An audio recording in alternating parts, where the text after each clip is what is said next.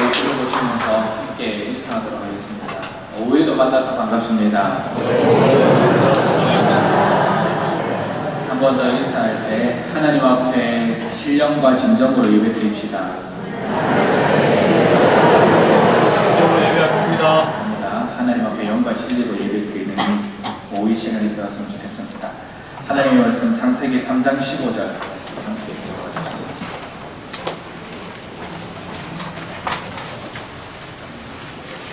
구약성경 창세기 3장 15절 말씀입니다.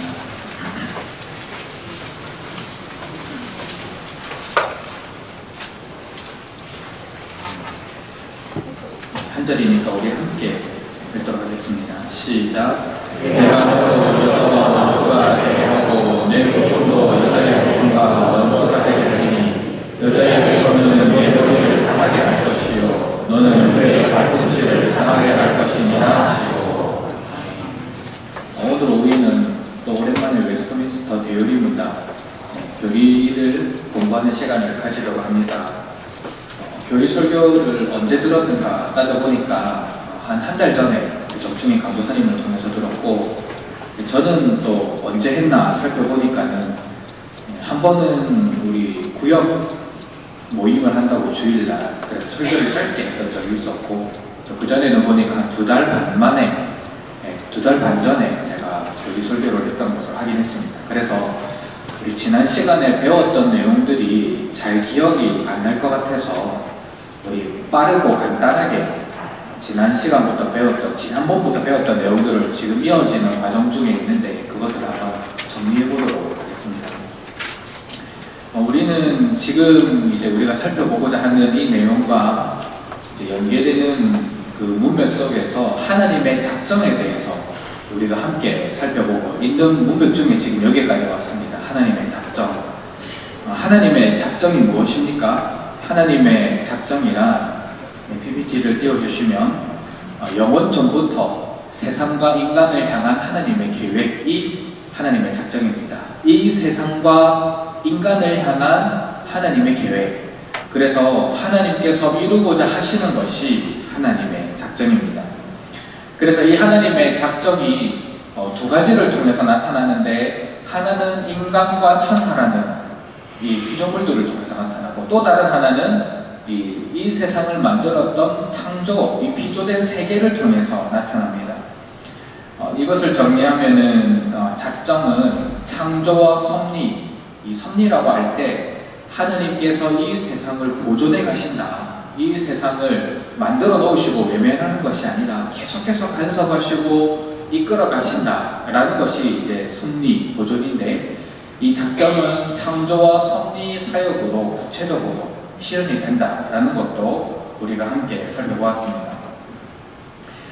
그래서 이 창조와 또 섭리 사역으로 하나님께서 이루어졌는데, 그렇다면 창조는 무엇인가? 라고 해서 이제 우리가 지지난 시간 한 2번에 걸쳐서 창조에 대해서 배워보았습니다.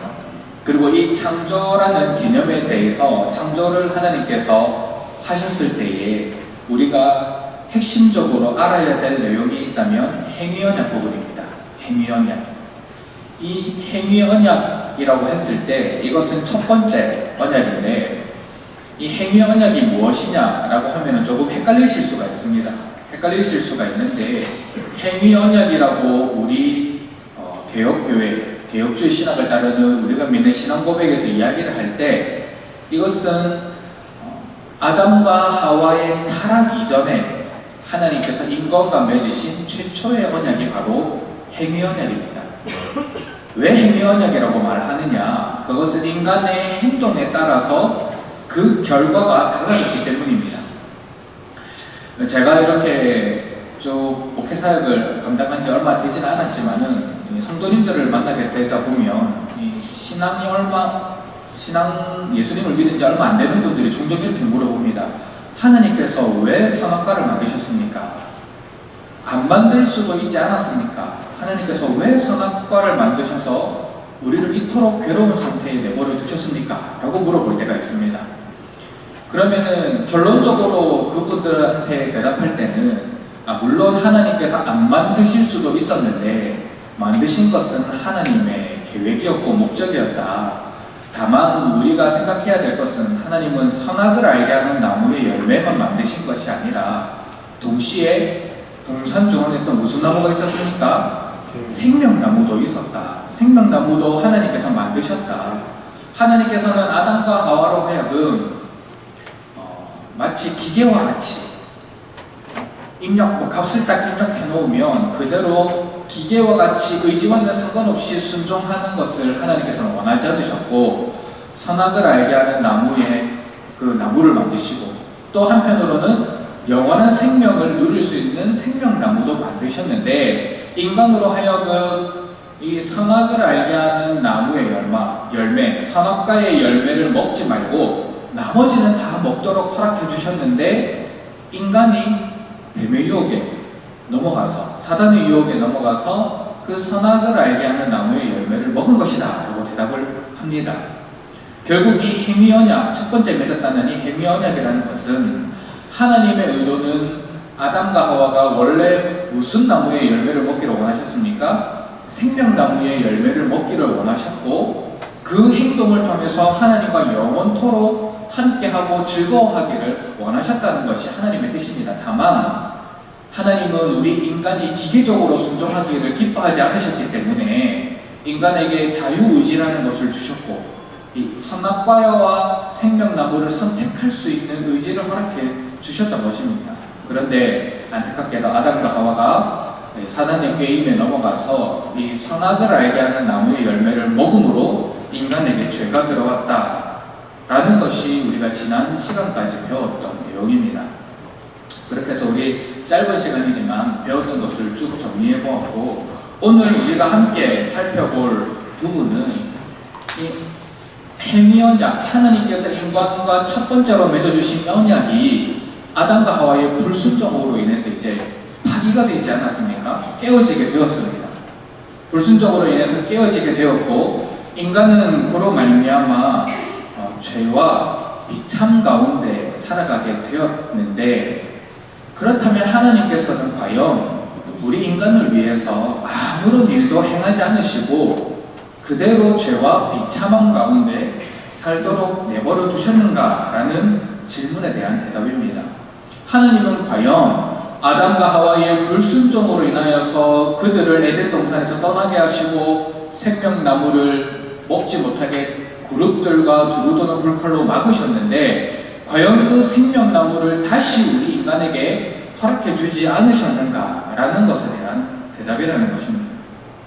우리 하나님은 그런 하나님이 아니십니다. 만약 그렇다면 우리는 지금 이 자리에 앉아 있을 수 있겠습니까? 없겠습니까?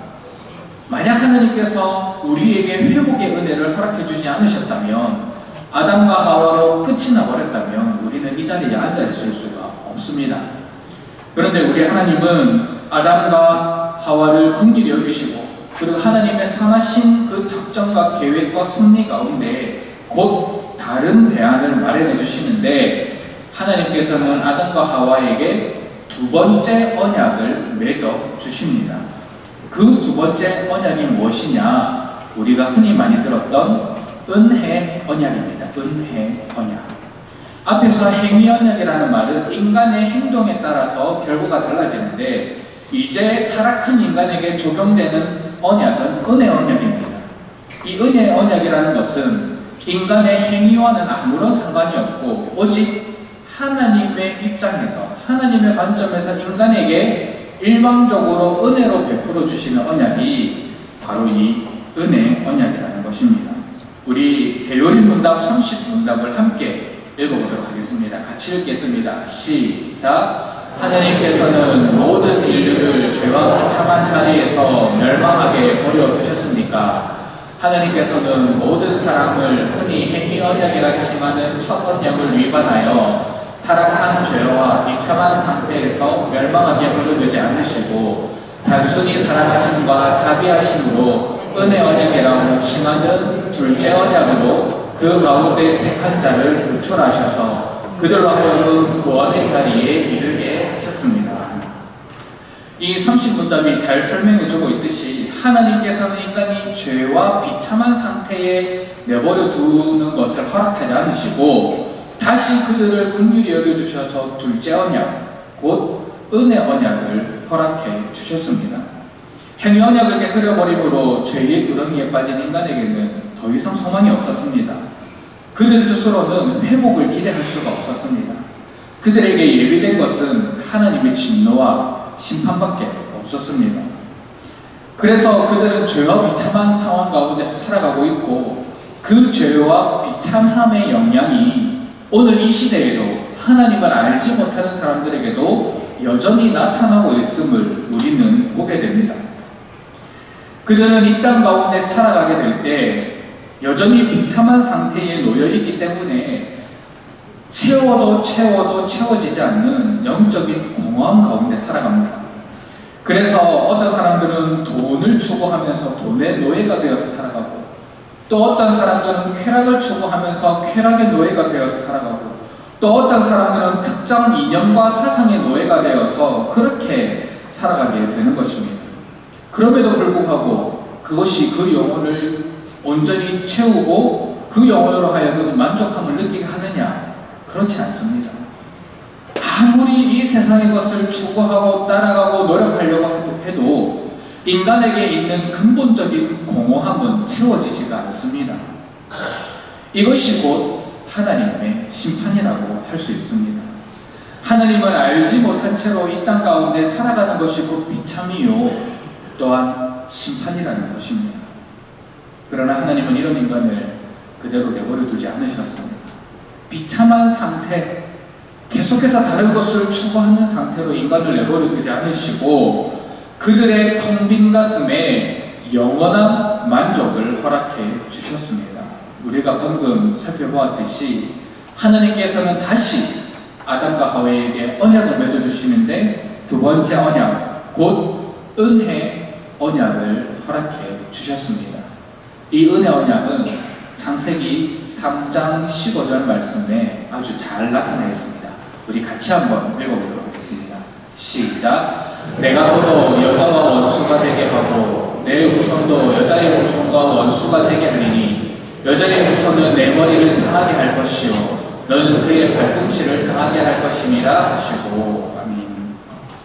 이 말씀은 타락한 이후에 하나님으로부터 저주를 받고 난 이후에 하나님께서 뱀에게 하신 말씀인데 이 15절 말씀의 내용을 보면은 여인의 후손이 장차 오게 될 것인데 이 여인의 후손은 사단의 후손의 머리를 상하게 할 것이고 사단은 그의 발꿈치를 상하게 할 것이다 라고 약속되어지고 선포되고 있습니다.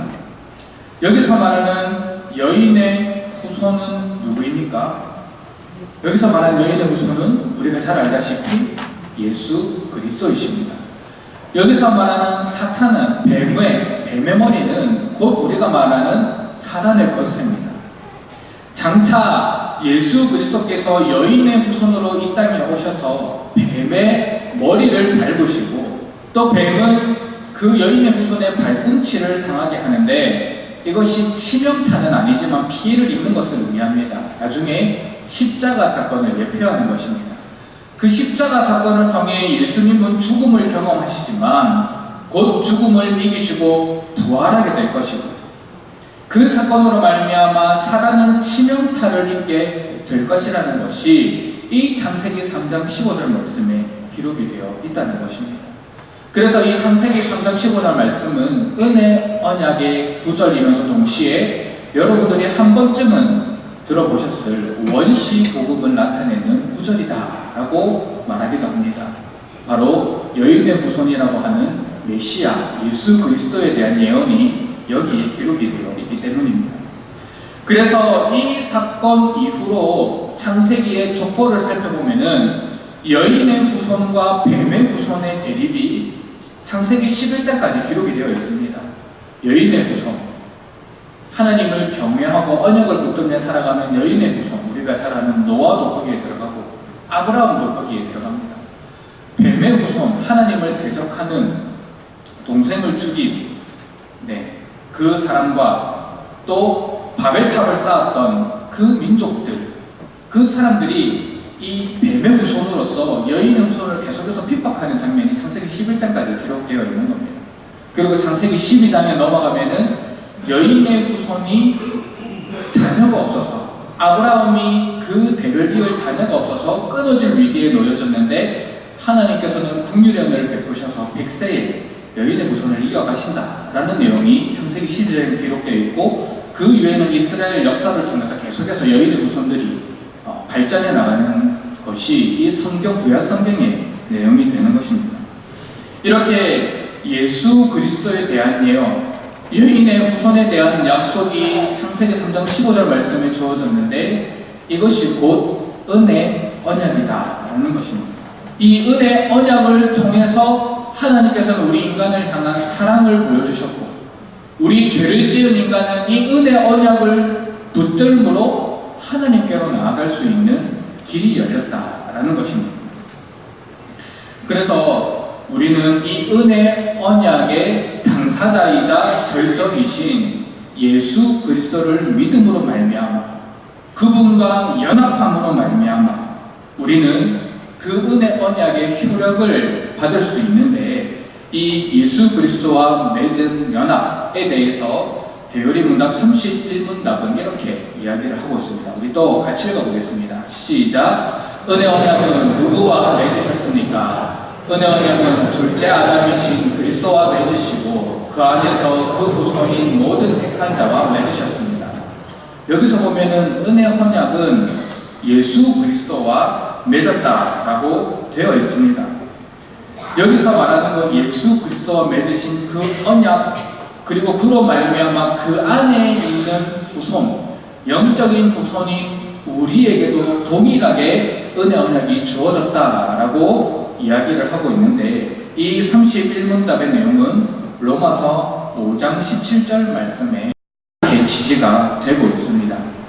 같이 읽어보겠습니다. 시작. 한 사람의 범죄로 말미암아 사망이 그 한 사람을 통하여 왕노릇하였은즉 또 은혜와 의의 성부를 넘치게 받는 자들은 한 분 예수 그리스도를 통하여 생명 안에서 왕노릇하리로다. 이 한 사람으로 대표되는 아담으로 인해서 인간에게 죄와 비참함이 들어오게 되었는데, 은혜 언약의 당사자이신 예수 그리스도 그 한 사람을 통해서 그 예수님을 붙들고 예수님의 십자가를 믿는 모든 사람은 예수님 안에서 왕노릇하게 될 것이다 라는 것을 바울은 하나님의 은혜 가운데 말씀을 깨닫고 로마서 말씀을 통해 우리에게 전해주고 있습니다. 이것은 대표성의 원리를 나타냅니다. 아담 이후에 태어나게 될 모든 인류를 대표해서 정작 우리는 죄를 짓지 않았는데, 아담의 죄로 말미암아 죄 가운데로 태어났던 것처럼 예수 그리스도를 믿음으로 말미암아 정작 우리는 십자가에 못 박혀 죽지는 않았는데, 예수님을 믿음으로 말미암아 그 십자가의 은혜의 효력이 저와 여러분들에게 주어졌다는 것, 결국 아담이 타락한 인류의 대표고 예수 그리스도께서 구속받은 인류의 대표라는 것을 우리는 알 수 있습니다. 그래서 예수 그리스도의 십자가의 죽음을 우리가 믿는 그 순간, 예수님의 십자가의 죽음이 곧 나의 십자가의 죽음이요, 예수 그리스도의 십자가의 부활이 곧 나의 부활이 되는 은혜를 누림으로 말미암아 우리가 온전히 은혜 언약 안에 들어가서 하나님과 깊은 교제를 누릴 수 있게 되는 것입니다. 그런데 이 31문답을 읽고 이해하시면서, 은혜 언약은 예수 그리스도를 통해서 맺으셨기 때문에 그러면은 이 은혜 언약의 효력은 예수님이 이 땅에 신약시대에 오셨으니까 구약시대의 사람들에게는 적용이 안 되는 것이 아닌가라고 생각을 하는 분들이 있을 수가 있습니다. 그렇지 않습니까? 방금 우리가 읽었듯이 이 은혜 언약은 예수 그리스도와 맺으셨다라고 되어 있습니다. 예수 그리스도는 신약시대에 이 땅에 오셨지 않습니까? 그럼 구약시대의 사람들은 이 은혜 언약의 효력을 받을 수 없는가라는 생각을 가질 수가 있습니다. 그래서 제가 도표를 준비해봤습니다. 이렇게 생각하시면 됩니다. 은혜 언약은 예수님을 통해서 맺어졌습니다. 물론 예수님은 우리 인간의 시간에는 신약의 시대에 나타나셨지만 이미 창세전부터 하나님과 함께 하셨다는 것을 전제로 하고, 다만 은혜 언약이 예수 그리스도의 십자가의 죽으심으로 완성이 되었다면 그 이전의 사람들은 십자가를 예표하는 사건들을 통해서 이 은혜 언약을 누리고 이 은혜 언약에 참여할 수 있게 되었다라고 이해하시면 됩니다. 대표적으로 아브라함이 있고 모세가 있고 다윗이 있고 수많은 구약시대의 인물들과 선지자들이 있지 않습니까? 아브라함과 맺으신 언약은 할례 언약입니다. 이 할례를 통해서 우리는 예수 그리스도를 바라보게 됩니다. 모세와 맺으신 언약은 신내산 언약이면서 율법이면서 동시에 성막입니다. 하나님께서 당신의 백성들과 함께 거하겠다고 약속하여 주신 그 언약이 모세와 맺어졌습니다. 이것을 통해서 예수 그리스도를 예표를 하는 겁니다. 다윗과 맺으신 언약은 다윗의 후손을 통해서 영원한 왕이 태어나게 될 것이라는 그런 언약을 맺어주셨습니다. 바로 여기서 우리의 영원한 왕 되신 예수 그리스도가 나오셨습니다. 이 외에도 하나님께서는 선지자들을 통해서 끊임없이 하나님의 은혜 언약의 그 모습을 이스라엘 백성들에게 전해주셨던 것입니다. 그래서 구약 시대의 사람들도 이 아브라함과 같이 모세와 같이 다윗과 같이 하나님께서 우리 인간에게 찾아와 주셨던 그런 은혜 가운데 불러주시는 그 부르심 가운데 그림자처럼 예수 그리스도를 바라볼 수 있게 되었다는 것입니다. 그래서 이 은혜 언약은 구약 시대의 성도들에게도 여전히 유효한 하나님의 은혜와 사랑이라는 것을 알 수 있습니다. 그리고 예수 그리스도의 십자가로 인해서 이제 예수님을 믿는 모든 사람들에게 이 은혜 언약이 주어졌는데, 그래서 이것이 신약 시대에는 성찬과 세례와 말씀의 선포로 나타나게 된다라는 것을 우리는 알 수 있습니다. 그래서 우리가 이 신약의 교회 가운데 믿음의 고백으로 세례를 받고 또 함께 떡을 떼며 잔을 나누는 성찬에 참여하고 날마다 하나님의 살아있는 말씀을 듣는다면 우리는 여전히 이 은혜 언약 안에 거하는 하나님의 백성들이 되었다라는 것을 우리는 확인할 수가 있는 것입니다.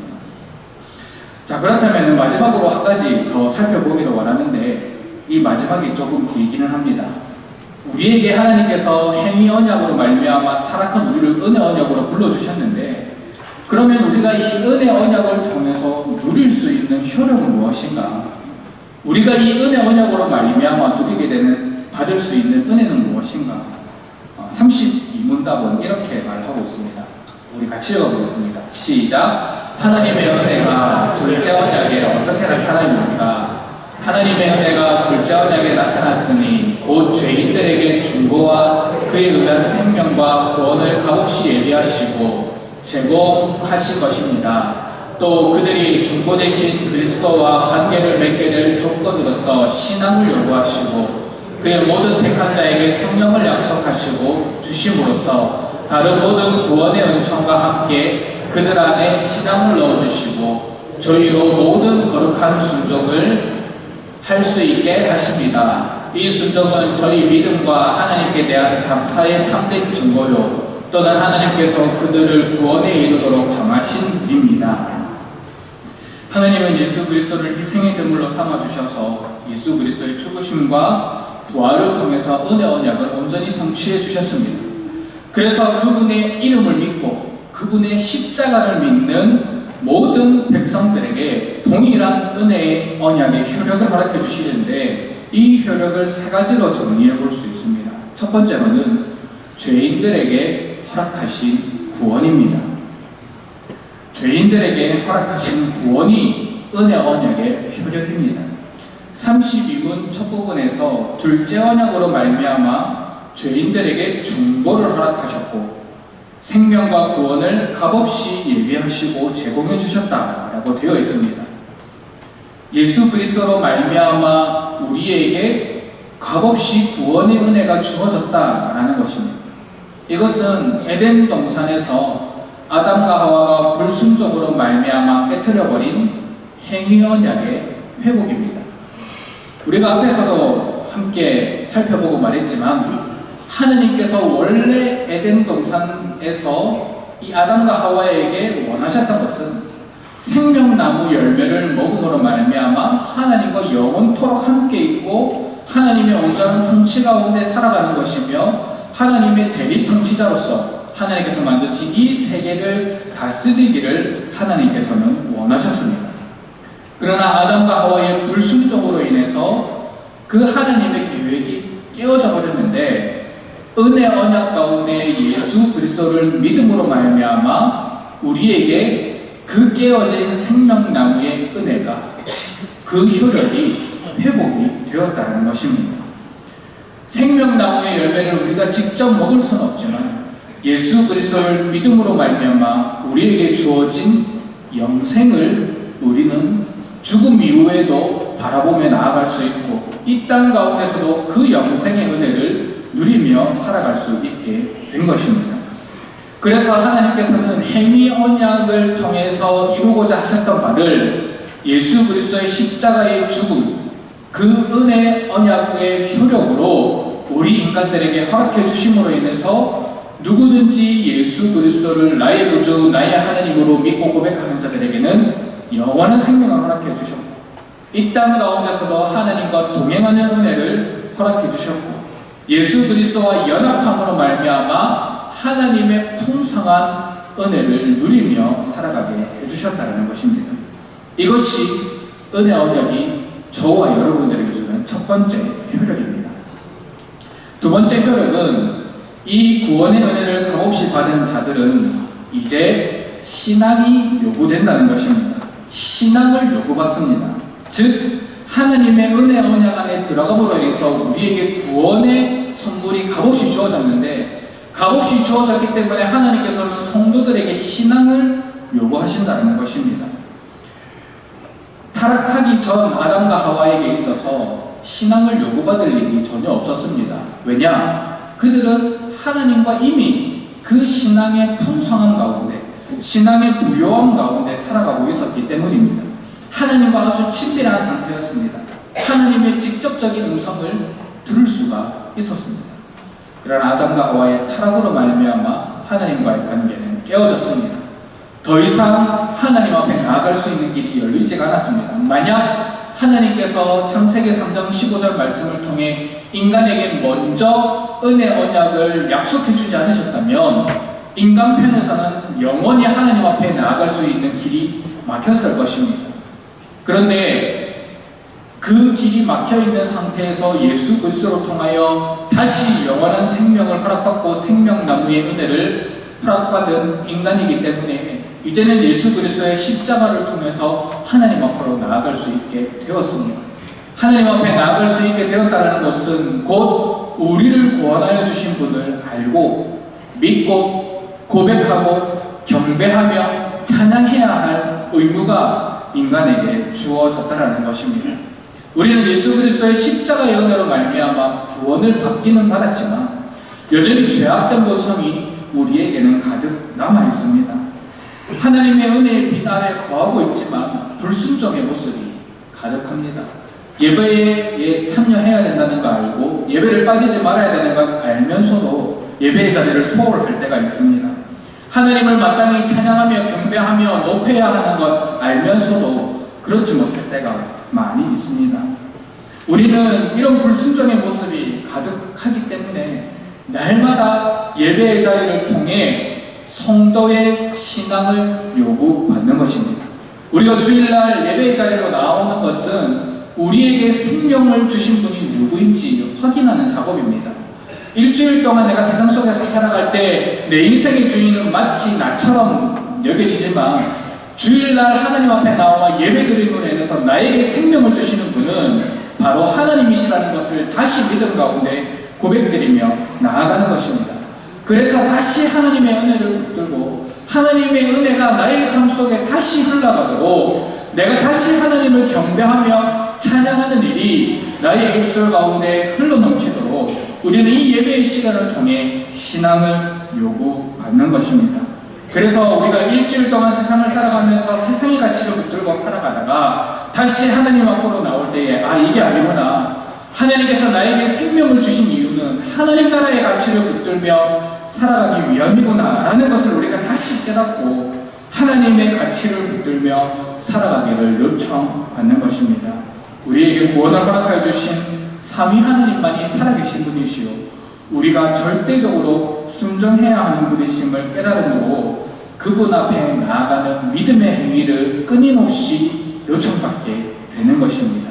이것이 은혜 언약을 받은 자들에게 주어지는 하나님의 은혜이자 동시에 책임입니다.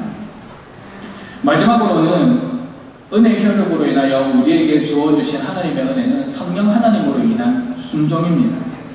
우리가 은혜 언약을 받고 예수 그리스도 안에 거할 수 있는 것은 성령 하나님께서 우리 안에 거하기 때문에 가능합니다. 이것을 성령의 내주하심이라고 우리가 흔히 고백합니다. 우리가 주변의 사람들을 보아서도 알지만 아무리 하나님을 믿고자 해도 아무리 예수 그리스도를 선포하고 주로 우리의 구원자로 고백하라고 해도 고백하지 못하는 사람들이 너무나 많이 있습니다. 왜냐하면 성령 하나님이 그들과 함께 하지 않기 때문입니다. 바울은 고린도전서 2장 14절 말씀에 이렇게 말하고 있습니다. 제가 읽어드리겠습니다.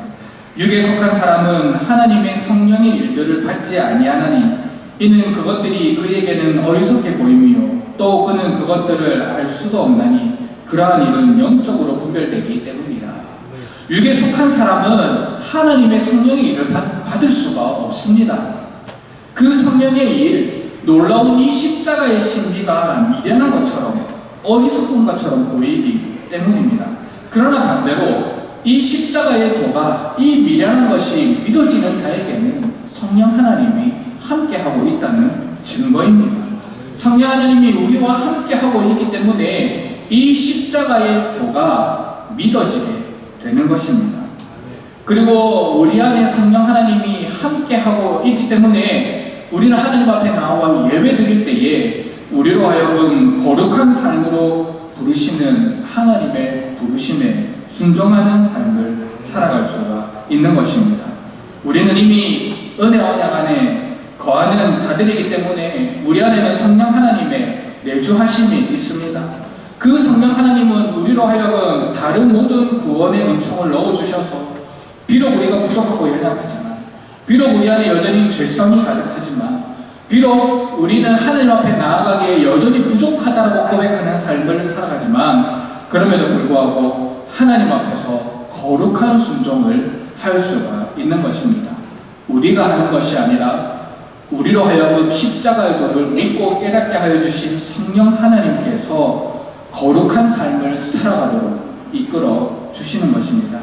그래서 비록 우리는 에덴 동산과 같이 하나님과 완전한 교제를 누리고 완전한 거룩함으로 나아갈 수는 없지만 은혜 언약 안에 우리가 있으므로 그 은혜 언약의 효력으로 말미암아 마지막 날에는 우리가 완성될 그 영광스러운 모습이 될 것을 기대하므로 이 땅에서 성화의 삶을 살아갈 수가 있는 것입니다.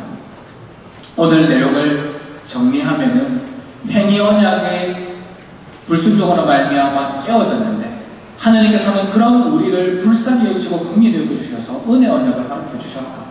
이 은혜 언약은 예수 그리스도 안에서 예수님을 믿는 모든 백성들에게 허락해 주신 것인데 이 은혜 언약으로 말미암아 우리는 구원의 은혜를 입게 되었고 성도로서 마땅한 신앙을 요구받게 되었고 성령 하나님으로 인하여 거룩한 순종으로 하나님께 나아갈 수 있게 되었다라는 것을 우리는 이 시간에 배웠습니다. 바로 원하기는 이곳에 계신 우리 모든 성도님들께서는 이 은혜 언약으로 말미암아 다시 하나님의 영광스러운 모습을 기대하며 나아갈 수 있다는 사실을 깨달으시고 이 땅에서 하나님과 동행하면서 장차 우리에게 완성될 영광스러운 그날, 그 영광의 날을 이 땅에서 붙들며 살아가기를 합니다. 그래서 은혜 언약 안에서 우리에게 주시는 그 신앙의 부요함을 날마다 누리며 살아가는 저와 여러분들이 되시기를 간절히 소원합니다.